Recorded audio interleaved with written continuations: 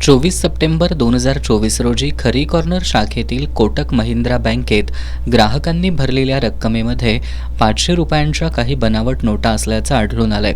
या प्रकरणी अंबाई टँक परिसरातील ज्योतिबा वसंतराव यांनी जुना राजवाडा पोलिसात दिलेल्या फिर्यादीवरून गुन्हा नोंद करण्यात आला होता।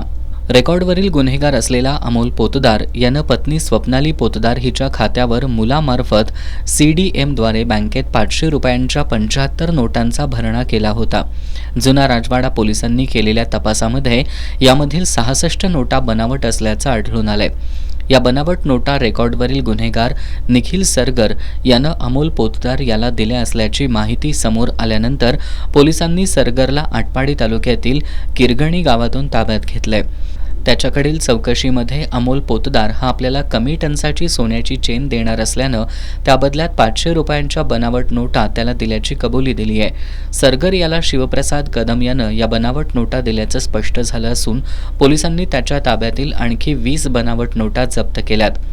जुना राजवाडा पोलिसांनी तिन्ही संशयितांना अटक केली आहे। पोलीस निरीक्षक संजीव झाडे यांच्या मार्गदर्शनाखाली पोलीस उपनिरीक्षक संतोष गळवे, पोलीस हवालदार प्रशांत घोलप, सतीश बांबरे, अगर पाटील, सागर डोंगरे, प्रशांत पांडव, पोलीस नाईक संदीप माने, वैभव खोत, निलेश नाझरे, मोहन लगाने यांनी या कारवाईत सहभाग घेतला।